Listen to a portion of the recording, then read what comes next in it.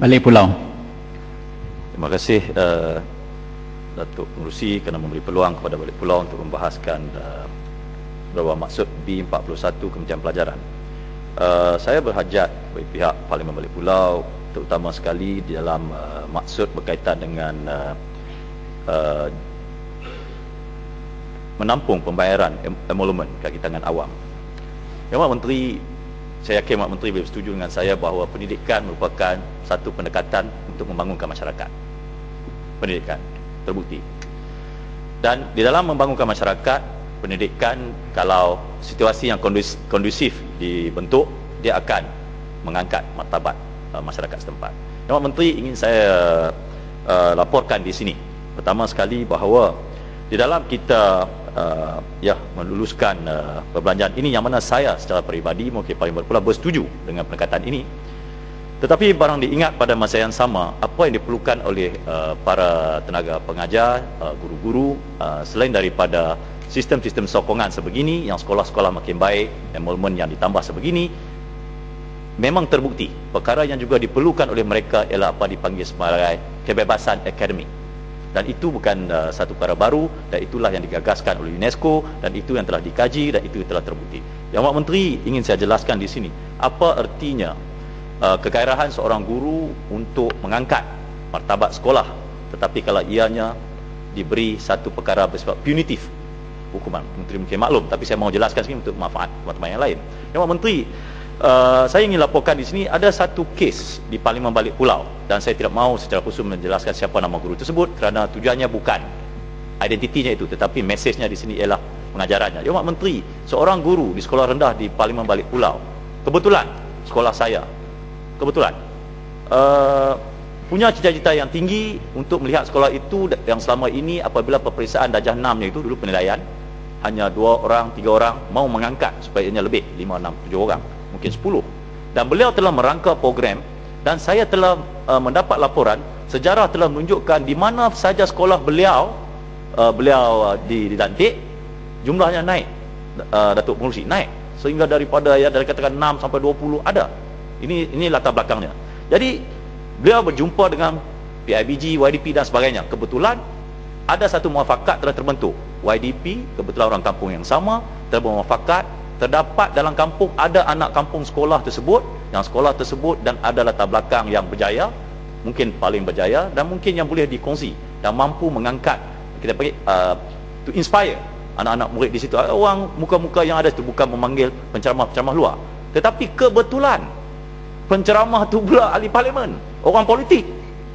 Dan maka berlakulah mengambil jalan tengah supaya sensitiviti yang dikatakan orang politik tak boleh masuk sekolah dan sebagainya, itu yang saya pun tidak faham, perlu penjelasan, kerana berlawanan dengan aspirasi kebebasan akademik. Berlawanan itu, tidak boleh.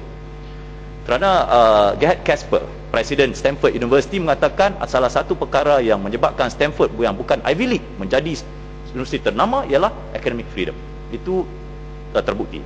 Dan Mak Menteri, program itu dibuat dengan baik, kerjasama YDP, PIBG, guru, sekolah datang hari Minggu, dijadikan pula target, target, dia cari anak-anak muda mungkin dalam 20 orang, kita target dalam 20, kalau jadi dapat dalam 10, sekarang ni dah ada 2 orang dapat terbaik 5A.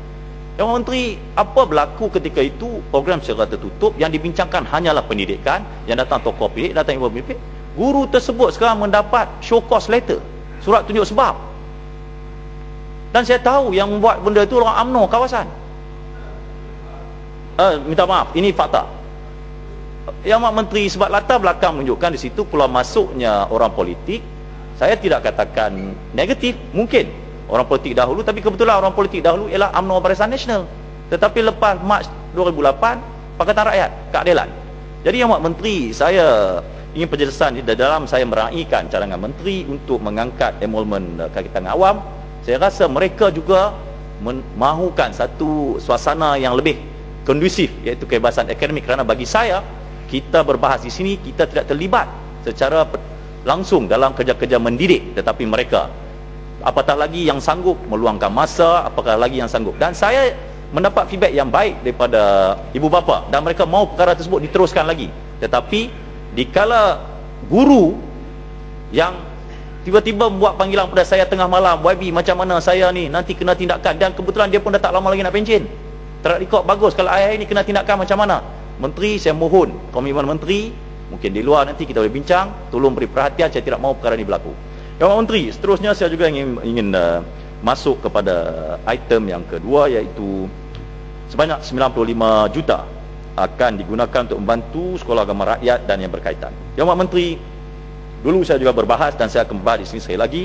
Pak Menteri, Kerajaan Negeri Pulau Pinang memberi komitmen balik pulau untuk menjadi hub pendidikan. Satu agenda yang bagi saya amat baik, kerana Menteri bersetuju bersama saya tadi, pendidikan boleh menjadi satu katalis pembangunan masyarakat.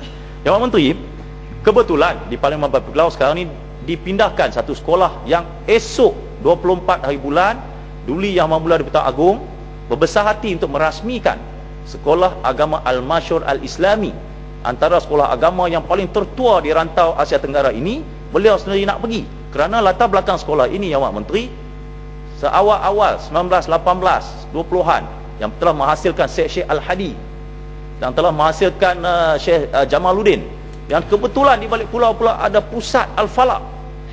Dan bayangkan, dalam sejarah menunjukkan di kala dulu 20-an telah berjaya menarik pelajar-pelajar daripada Thailand, daripada Indonesia belajar di Malaysia. Hebatnya latar belakang pendidikan agama rakyat Malaysia ketika itu tanpa bantuan kerajaan pun, hingga dilaporkan yang membantunya adalah badan-badan Islam dunia.